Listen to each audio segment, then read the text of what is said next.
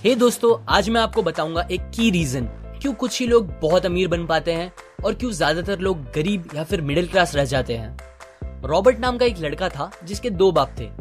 अब आप कुछ गलत मत समझिए, पहला उसका खुद का था पर दूसरा उसके दोस्त का बाप था जिसे वो अपना मुंह बोला बाप मानता था। पहले वाले ने पीएचडी की थी पर दूसरे ने कभी 8th भी पास नहीं की थी। दोनों बहुत ही स्मार्ट और हार्डवर्किंग थे पर दोनों की सोच बहुत ही अलग थी और दोनों रॉबर्ट को अलग अलग बातें सिखाते थे। पहला बाप बोलता था कि पैसा सारे फसाद की जड़ है, पर दूसरा बोलता था कि पैसा ना होना सारे फसाद की जड़ है। पहला रॉबर्ट को हमेशा महंगी चीजों के बारे में सोचने से मना करता था और कहता था कि वो हमारी हैसियत के बाहर है। दूसरा उसे कहता था कि वो सोचे और अलग अलग रास्ते ढूंढे जिससे वो सारी महंगी चीजें खरीद सके। ये करने से उसका दिमाग तेज होगा और नए आइडियाज भी मिलेंगे। पहला उसे कहता खूब मेहनत कर, अच्छे से पढ़ लिख ताकि तुझे बड़ी कंपनी में नौकरी लगे और तू बड़ा इंसान बन पाए। दूसरा कहता था तू खूब पढ़ मेहनत कर पर खुद की कंपनी खोल ताकि तू खूब सारी नौकरियां लोगों को दे पाए। रॉबर्ट के पास एक एडवांटेज था, उसने अपने दोनों बापों को अपनी अलग अलग सोच के साथ बढ़ते और उनकी तरक्की देखी। उसने अपना दिमाग लगाया और अपने दूसरे बाप की बातें मानी और फॉलो की, जो कि बाद में मायामी फ्लोरिडा का सबसे अमीर इंसान बना और उसकी सिखाई बातों से उसने खुद करोड़ों कमाए, जबकि उसका पहला बाप जिंदगी भर गरीब रह गया। सबसे इंपॉर्टेंट बातों में से एक बात जो रॉबर्ट ने अपने अमीर बाप से सीखी वो थी फाइनेंशियल लिटरेसी, जिसका मतलब है एसेट्स और लायबिलिटीज के बीच का डिफरेंस जानना। अब आप गौर से सुनिए, ये नॉर्मल कॉमर्स में सिखाए गए मीनिंग से थोड़ा अलग है। रॉबर्ट ने काफी इजी शब्दों में उसका मीनिंग बताया है, जो कि कुछ ऐसा है।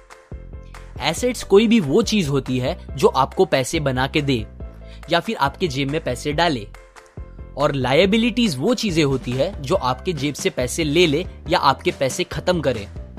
अमीर लोग इसीलिए अमीर होते हैं बिकॉज वो अपने एसेट्स बनाते हैं, जबकि मिडिल क्लास लोग बस लायबिलिटीज पे खर्च करते हैं।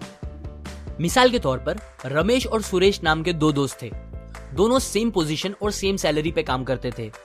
जब भी उन्हें सैलरी मिलती, रमेश अपनी सैलरी से नए कपड़े, नए गैजेट्स, नया फोन, बाइक या कार ऐसी चीजें खरीदता था जो उसे अमीर जैसा फील कराती थी।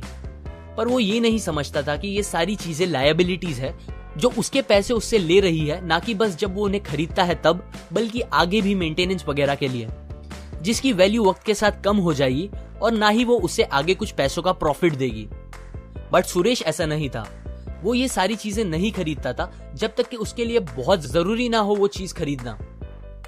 वो पैसे जमा करता था और एसेट्स पे खर्च करता था, जैसे कि स्टॉक्स, बॉन्ड्स, रियल एस्टेट, अपनी खुद की स्किल्स बढ़ाने के लिए या कुछ सीखने के लिए जो उसे आगे और पैसे बना के दे। 2 साल बाद सुरेश करोड़पति बन गया, जबकि रमेश वैसे का वैसा अपनी कम सैलरी को कोसता रह गया और कहता था कम सैलरी उसके मिडिल क्लास होने का रीजन है। एक गरीब इंसान का कैश फ्लो कुछ इस तरह होता है, उसे पैसे मिलते हैं और फिर वो पैसे उसकी जरूरी खर्चों में खत्म हो जाते हैं। एक मिडिल क्लास का कैश फ्लो थोड़ा सा अलग होता है, उसे पैसे मिलते हैं, वो पैसे जरूरी खर्चों और लायबिलिटीज में खत्म कर देता है। इसीलिए मिडिल क्लास और गरीब में ज्यादा फर्क नहीं है। मोस्टली मिडिल क्लास लोगों को लगता है उनका घर उनका एसेट है, पर ऐसा नहीं है। आपका घर आपको पैसे बना के नहीं देता अनलेस आप उसको भाड़े पे दो, जबकि अमीर लोगों का कैश फ्लो ऐसा होता है। उन्हें पैसे मिलते हैं, वो उस पैसों से अपने एसेट्स बनाते हैं पहले और फिर उससे बने पैसों से खर्चा करते हैं। इसीलिए वो अमीर होते जाते हैं क्योंकि उनके इनकम के सोर्स बढ़ते जाते हैं। अगर आपको अमीर बनना है तो ये बात याद रखिए अच्छे से। इस बात से फर्क नहीं पड़ता कि आप कितना कमा रहे हैं, बल्कि आप उन पैसों को कैसे और कहां खर्च कर रहे हैं, ये इंपॉर्टेंट है। आपको कंज्यूमर की सोच से बाहर आकर इन्वेस्टर की सोच अपनानी पड़ेगी। लोग कंप्लेन करते हैं उनकी खराब कंडीशन का रीजन उनकी कम सैलरी है और सैलरी बढ़ेगी तो वो आराम से रहेंगे, पर प्रॉब्लम ये है कि इनकम बढ़ने के बाद लोगों के खर्चे ज्यादा बढ़ जाते हैं, क्योंकि ज्यादा पैसे ज्यादा अच्छी चीजें खरीदने पे मजबूर करता है, जैसे कि एक बेहतर फोन, कार, घर, जो कि सब फिर से बस लायबिलिटीज है जो आपको कभी अमीर बनने नहीं देगी। ये बातें मैंने रॉबर्ट कियोसाकी की book rich dad poor dad से पढ़ी है, जो वो पहली बुक थी जिसने मेरी सोच चेंज की और बेहतर बनाई। अगर आपको ये बातें अच्छी लगी तो लाइक करें, अपने व्यूज कमेंट करें और फाइनली सब्सक्राइब करें। मैं आपको ऐसी काम की बातें जो मैंने दुनिया के कुछ सबसे समझदार लोगों से सीखी है शेयर करूंगा, जो आपको सक्सेसफुल बनने में मदद करेगी। और आखिर में थैंक्स फॉर वॉचिंग।